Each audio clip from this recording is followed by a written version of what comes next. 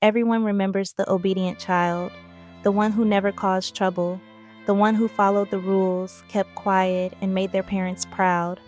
On the surface, they looked perfect, disciplined, respectful, reliable, but beneath that surface lives a different story, because the psychology of obedience often hides a very private pain, the pain of a child who learned that love and safety were conditional. Obedience in children is rarely natural. It is taught, shaped, and sometimes demanded. The obedient child often learns early that their value comes from compliance. Maybe their parents praised good behavior, but punished expressions of anger, sadness, or individuality. Maybe they grew up in an environment where questioning authority wasn't safe. So, the child learns the rules. Don't disrupt, don't disagree, don't need too much. They trade authenticity for approval, and slowly, they become known not for who they are, but for how well they obey. At first, obedience looks harmless, even admirable, but psychology shows us that every obedient child carries a hidden contract. The contract sounds like this: if I am good, I will be loved. If I follow the rules, I will be safe. If I never burden anyone, maybe I'll finally be enough. This is not obedience, it is survival. A strategy to earn security in a world where unconditional love felt uncertain. The obedient child learns to silence themselves. They swallow their anger, hide their sadness, and push down their desires. They become experts in anticipating what others expect and performing it flawlessly. But the cost of this performance is authenticity. The obedient child often grows into an adult who does not know what they want, what they feel, or who they are, because they have spent a lifetime being what others needed them to be. The shadow side of obedience is resentment. On the outside, the obedient child may look calm and collected, but inside there is often a quiet rage at being unseen, rage at being valued for performance instead of presence, rage at never having been allowed to simply exist as themselves. Sometimes this resentment leaks out in passive aggression, silent withdrawal, or self-sabotage. Other times, it collapses inward, turning into perfectionism, anxiety, or self-criticism so harsh it feels unbearable. This is the hidden pain of the obedient child. They rarely feel truly known. Everyone sees the good student, the respectful daughter, the compliant son, but few people see the loneliness of always being good.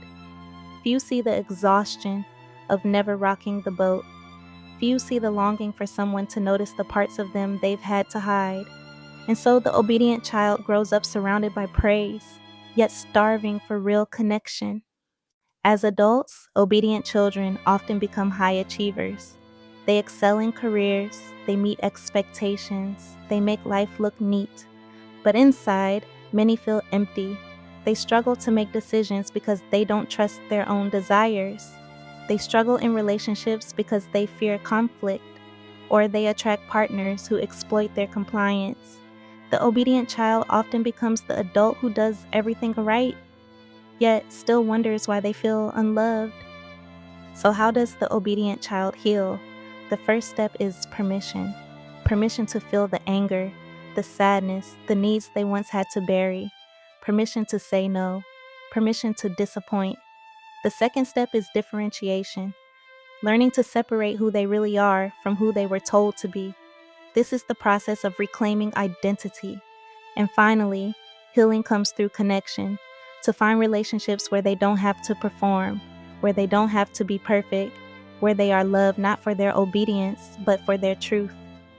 The obedient child archetype teaches us something profound, that compliance often hides suffering, that politeness is not the same as peace, that perfection is sometimes a mask for pain, but it also teaches resilience, because the obedient child has a gift, an ability to observe, to adapt, to understand the unspoken rules of human behavior. When integrated, those same skills become empathy, insight, and strength. The key is balance, learning to use those gifts without losing themselves.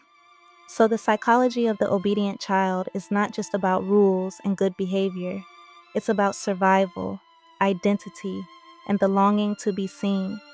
Behind every obedient child is a story of sacrifice, and the greatest act of healing is to give themselves what they were once denied, the freedom to be real.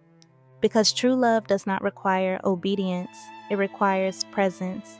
And the obedient child, once free, discovers that being themselves is more powerful than being perfect. Thank you for reflecting with me. If this resonated, stay close. I'll be exploring more hidden dynamics of the psyche, because the roles we're given in childhood aren't just roles, they're clues to who we are meant to become.